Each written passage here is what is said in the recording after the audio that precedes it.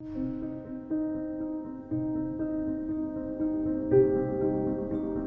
France, en 2022, une personne sur 5 est aidante.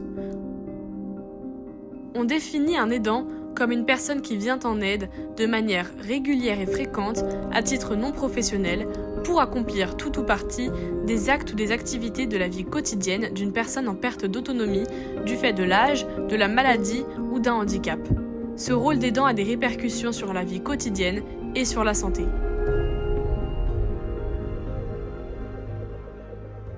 Je suis le conjoint de Nathalie, qui est atteinte de la sclérose en plaques. Alors j'aide mon épouse qui a la maladie de Corey de Huntington, qui s'est déclarée il y a une petite dizaine d'années. Mon mari souffre d'une neuropathie dégénérative, mais non étiquetée, c'est-à-dire qu'il n'y a pas suffisamment de symptômes pour diagnostiquer une maladie avec précision. Quel est votre rôle en tant qu'aidant ? Mon rôle d'aidant, c'est vraiment de lui apporter un soutien quotidiennement, 24 heures sur 24, sauf quand il y a des moments de répit. Heureusement pour ça, on a des structures qui nous permettent de souffler un petit peu, parce que c'est vraiment un rôle difficile, mais important pour la personne qu'on aide. Alors, en fait, il faudrait faire une liste d'au moins 25 à 40 métiers pour expliquer ce que c'est qu'un aidant.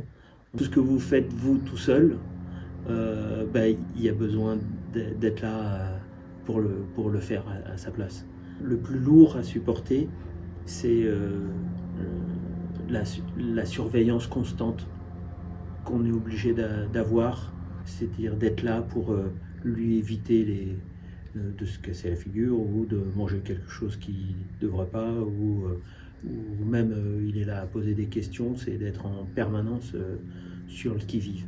Mon rôle d'aidant aujourd'hui, c'est tout faire à la place de mon mari.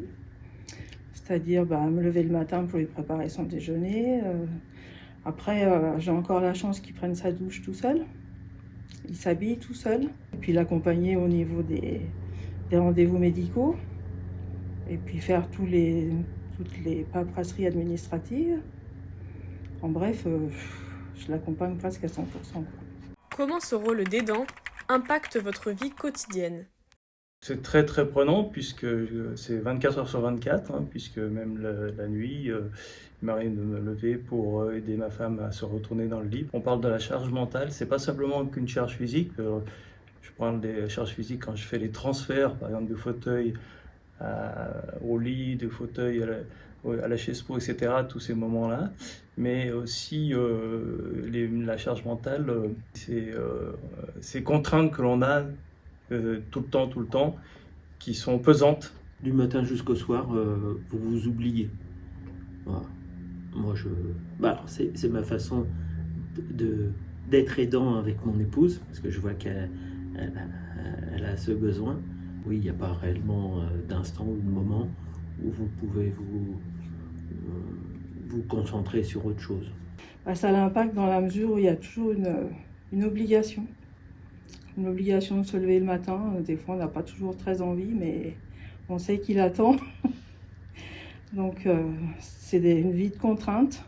Il ne veut jamais sortir, donc en fait, je diminue aussi mes sorties à moi pour qu'il ne reste pas trop longtemps tout seul. Et puis, il a quand même besoin d'aide. Quand je ne suis pas là, il est perdu, quoi. 3 mots pour résumer le rôle d'aidant. Bienveillance, attention, écoute. Amour, abnégation, vigilance. Le soutien, contrainte, le blocage au niveau de la vie sociale. Quelles sont vos principales difficultés ? Le besoin de disponibilité, donc la personne qu'on aide a besoin de nous, et quelquefois, on n'est pas dans de bonnes dispositions pour répondre à ses attentes, à ses besoins.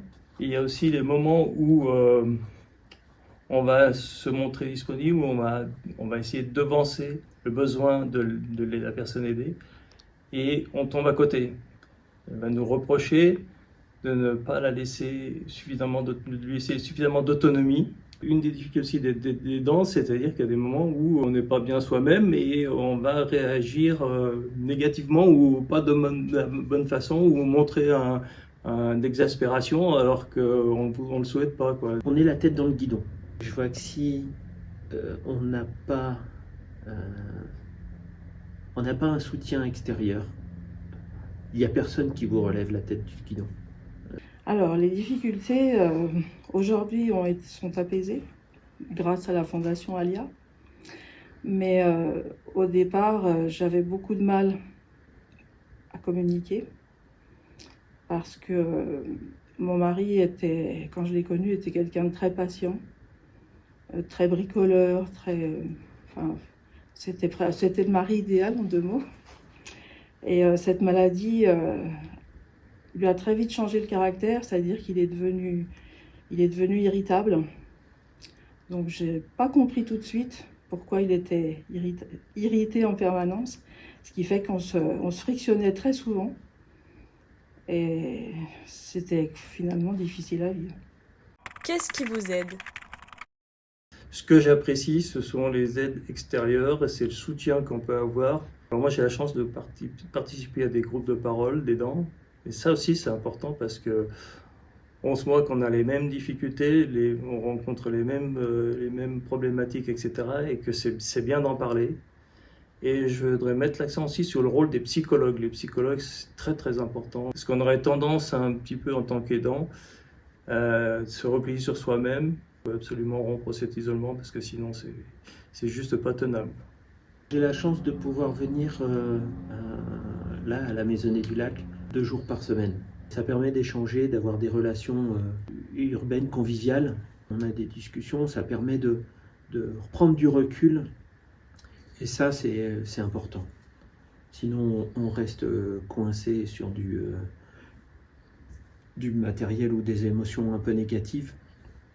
Et on n'a pas ces moments de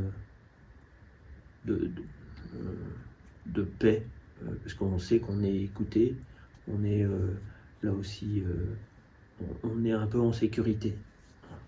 C'est de faire des activités à l'extérieur, qu'il y ait des personnes qui viennent garder, entre guillemets, mon mari, pour me permettre à moi de faire des activités à l'extérieur. La santé mentale correspond à un état de bien-être mental qui nous permet de faire face aux sources de stress de la vie, de réaliser notre potentiel, de bien apprendre et de bien travailler et de contribuer à la vie de la communauté. Qu'en est-il de votre santé mentale ?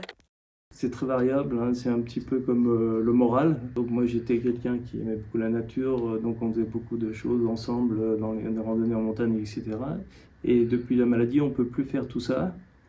Et à ce niveau-là, quelquefois, c'est pesant. Et mentalement, ça me pèse beaucoup. Et donc, il y a des moments où j'ai pas le moral. Il y a aussi une chose que je voulais dire, c'est par rapport...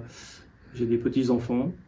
Et je pense qu'on ne les voit pas suffisamment par rapport à ce qu'on pourrait les voir parce que mes enfants ont tendance à dire on ne va pas embêter papa avec ça. Il est déjà assez occupé à s'occuper de Nathalie, hein, c'est le prénom de mon épouse. Ça joue sur mon moral. Compliqué, mais simple aussi.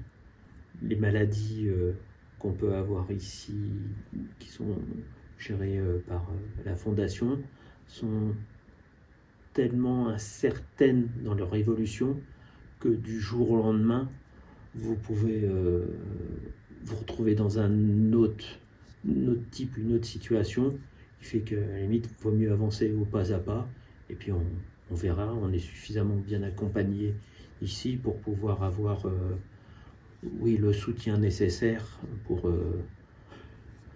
pour encaisser ces chocs qui sont émotionnellement compliqués et qui peuvent être difficiles à vivre. Aujourd'hui, je me sens bien au niveau mental, ce qui n'était pas forcément le cas il y a 2 ans en arrière. J'étais très fatiguée, j'étais même épuisée et je supportais plus rien.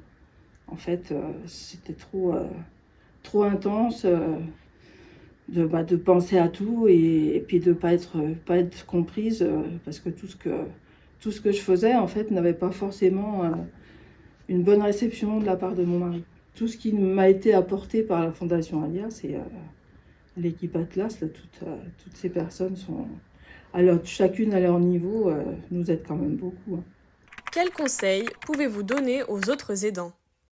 En tous les cas, ce qui est important, c'est d'échanger avec d'autres aidants. Ça, c'est important parce qu'on y trouve beaucoup de réconfort, d'aide, et puis des fois, on se donne des petits trucs qu'on n'aurait pas perçus tout seul et qui sont très utiles. Il ne faut pas rester seul, c'est le cas de le dire, il faut aider les aidants. Les débuts d'aidants sont difficiles, les débuts, parce qu'on ne sait pas trop comment se comporter, on ne sait pas trop comment faire. Et les réponses, on les obtient de gens qui sont là pour nous conseiller, donc des associations, des psychologues, etc., qui nous disent comment agir. Il ne faut pas le faire par obligation.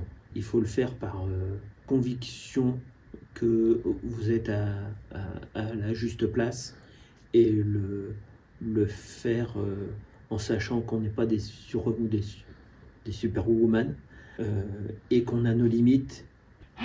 S'ouvrir à l'extérieur. Parce que quand on est dans l'engrenage, on ne se rend pas forcément compte qu'on a besoin d'aide. Et en fait, oui, c'est de dire aux personnes qui sont dans nos cas d'aidants, de demander de l'aide, déjà peut-être au médecin traitant en premier, pour que lui puisse nous orienter vers d'autres associations ou d'autres personnes qui sont susceptibles de nous apporter justement l'aide à laquelle on a besoin. On aurait peut-être dû me dire que toute seule, je ne pouvais pas m'en sortir. Et que l'aide de quelqu'un d'extérieur pouvait être la bienvenue.